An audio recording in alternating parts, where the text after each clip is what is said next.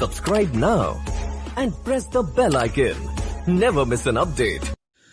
आज हम लोग कक्षा 10 का विषय गणित है, निर्देशांक ज्यामिति। इसमें कल आपको विभाजन सूत्र के माध्यम से एक दो एग्जाम्पल बताया गया था। विभाजन सूत्र क्या होता है और उससे संबंधित हम पुनः कुछ प्रश्नों को सॉल्व करेंगे। ठीक है, जैसे यहाँ पे एक प्रश्न दिखा गया है कि बिंदु 1, -2 तथा -3, 4 को मिलाने वाली रेखा को त्रिविभाजित करने वाले बिंदुओं के निर्देशांक ज्ञात करना है। ठीक है, तो यहाँ पे इसको समझिए। जैसे हमारे पास कोई एक रेखा खंड है, इस प्रकार का है, ए और बी, ये दो बिंदु दिए गए हैं और इसके जो निर्देशांक दिए गए हैं 1 और -2 दिया गया है और इसका जो दिया गया है -3 और 4 दिया गया है। ठीक, अब कह रहा है कि त्रिविभाजित करने वाले बिंदु, यानी इसको 3 भाग में विभाजित किया जा रहा है, 1 और 2, ये हो गया 1, 2 और 3 भाग में विभाजित हो रहा है। तो ये P और Q बिंदु मिलते हैं, यहाँ पे 2 बिंदु मिल रहे हैं। तो इसी 2 बिंदु का हमको निर्देशांक ज्ञात करना है। ठीक है ना, तो ये जो त्रिविभाजित हो रहा है, तो यहाँ पे आप देख सकते हैं कि AP जो है बराबर PQ और बराबर QB, ये तीनों आपस में बराबर होंगे। ठीक है ना, इसमें एक चीज़ और होता है कि जैसे मध्य बिंदु का निर्देशांक निकालने के लिए, जैसे मान लीजिए कोई 2 बिंदु दिया गया है, A और B दिया गया है। ठीक, तो यहाँ पे मध्य बिंदु का मतलब होता है इसका मध्य बिंदु, जैसे कोई P दिया गया है, मान लो इसका निर्देशांक x1 और y1 दिया गया है, इसका x2 और y2 दिया गया है। तो मध्य बिंदु का जो निर्देशांक होता है x1 + x2/2 और y1 + y2/2 होता है। ठीक है ना, तो मध्य बिंदु का निर्देशांक का मतलब, मध्य बिंदु का मतलब होता है कि इसको 2 इक्वल भाग में डिवाइड कर रहा है। ठीक है ना, यानी जो अनुपात होगा आपस में बराबर होगा। तो उसी प्रकार यहाँ पे जो त्रिविभाजित जो ये बिंदु कर रहे हैं, ये तीनों देखिए, AP जो है बराबर है PQ और PQ बराबर है QB। ठीक है ना, यानी ये सभी आपस में बराबर है। अगर यह मान लो, अगर 1 इसको मानते हो तो ये आपका 1 होगा, ये आपका 1 होगा। ठीक है ना, इसके जगह पे x भी मान सकते हैं, जैसे बराबर हम x मान लें तो यहाँ से यहाँ तक आपका x होगा, यहाँ से यहाँ तक आपका x होगा और यहाँ से यहाँ तक आपका x होगा।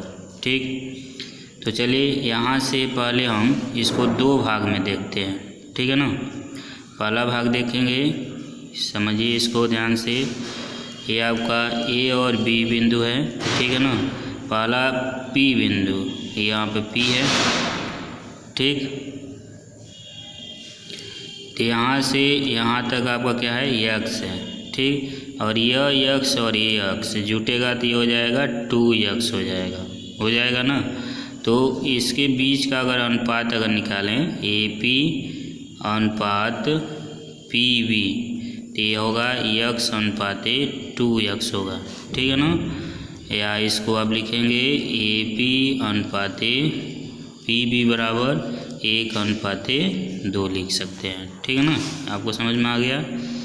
इसी प्रकार जो दूसरा जो बिंदु है Q, यह A हो गया और ये आपका B हो गया। ठीक है ना, तो ये आपका Q हो जाएगा।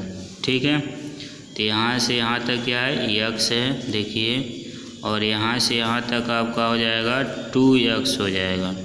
ठीक, तो इसका अनुपात हम जो लिखेंगे AQ अनुपात QB, क्या लिखेंगे, 2x अनुपात क्या लिखेंगे, x लिखेंगे। ठीक है ना, तो यहाँ से आपका क्या हो जाएगा, AQ अनुपात QB बराबर 2/1 हो जाएगा।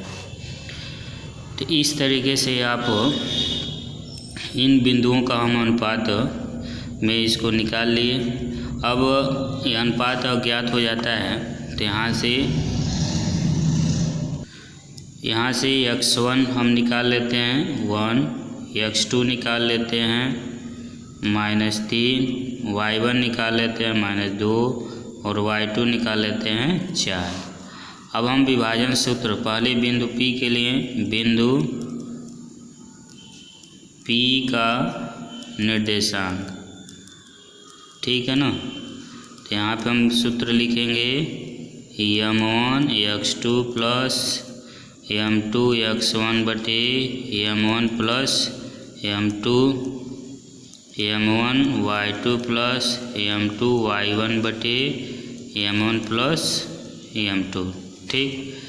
तो यहाँ से m1, यहाँ से P बिंदु के लिए हम निकाल रहे हैं, इस P बिंदु के लिए, तो इसका जो अनुपात है 1:2 है, ये चीज़ आपको ध्यान देना है, ठीक है। यानी m1 अनुपात m2, यानी 1 × -3, 2 × 1/1 + 2, 1 × 4, 2 × -2/1 + 2, तो यहाँ से हो जाएगा -3 + 2/3, 4 - 4/, क्या हो जाएगा 3, तो यहाँ से आपका हो जाएगा -1/3, ये 0/3 होगा तो ये 0 हो जाएगा, ठीक है ना।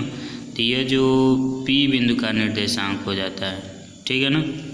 अब इसी प्रकार हम Q बिंदु का निर्देशांक निकालेंगे। ये तो P बिंदु का निकाल लिए हमने यहाँ पे, अब यहाँ से Q बिंदु का निकालेंगे। तो Q बिंदु का निकालने के लिए यहाँ पे m1 अनुपात m2 दिया गया है, ठीक है। तो चलिए यहाँ पे बिंदु Q का हम निर्देशांक निकाल रहे हैं, तो हमने यहाँ फार्मूला लिख लिया है और यहाँ पे x1 x2 y1 y2 m1 m2 का मान यहाँ पे लिख लिया है। अब इस मान को इसमें हम रखेंगे, तो 2 × -3, 1 ×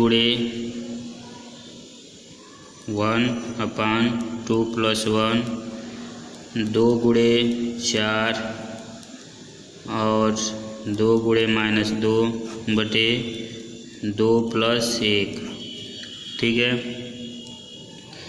यहाँ से हो जाएगा -6 + 1/3 हो जाएगा, 4 दूना 8 और -4/3, अब यहाँ से हो जाएगा -5/3 और 4/3।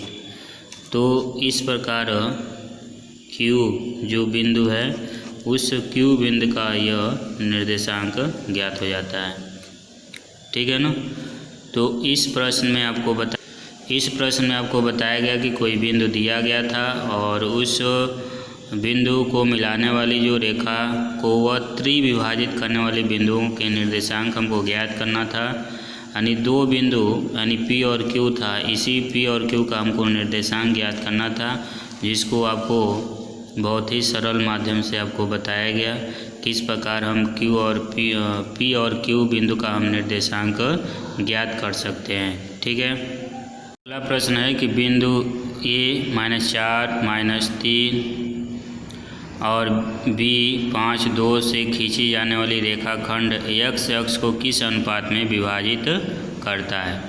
तो यहाँ पे समझिए, जैसे कोई इस प्रकार का रेखाखंड दिया गया है, A और B 2 बिंदु हैं, तो यहाँ पे इसका जो निर्देशांक है -4 -3 है और इसका 5 और 2 है। अब यहाँ पे कोई बिंदु है, ये जो बिंदु है किस अनुपात में विभाजित कर रहा है, यानी रेखाखंड x अक्ष को किस अनुपात में विभाजित कर रहा है। तो x अक्ष पर स्थित किसी बिंदु का निर्देशांक जो होता है x 0 होता है, ठीक है ना। तो हम जानते हैं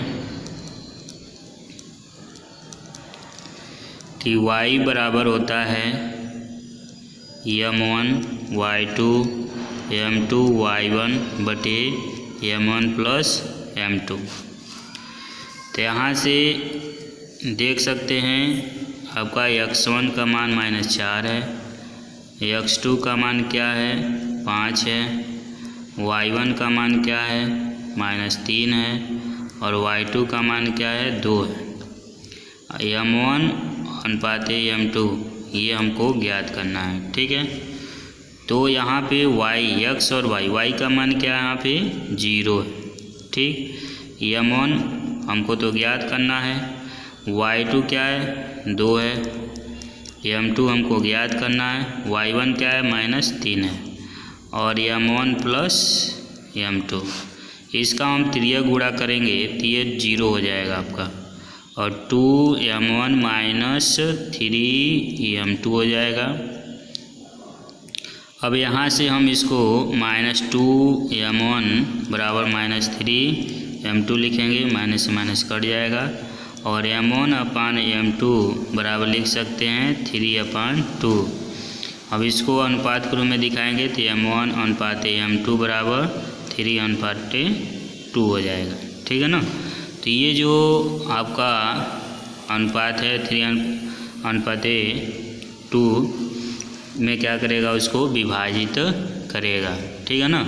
यानी जो हमारा ये बिंदु दिया गया है, इस बिंदु से खींची जाने वाली रेखा खंड x को वह 3/2 में विभाजित करेगा, ठीक है ना। जो यहाँ पे आपका आया हुआ है तो यही आपका क्या हो जाएगा, आंसर हो जाएगा, ठीक है।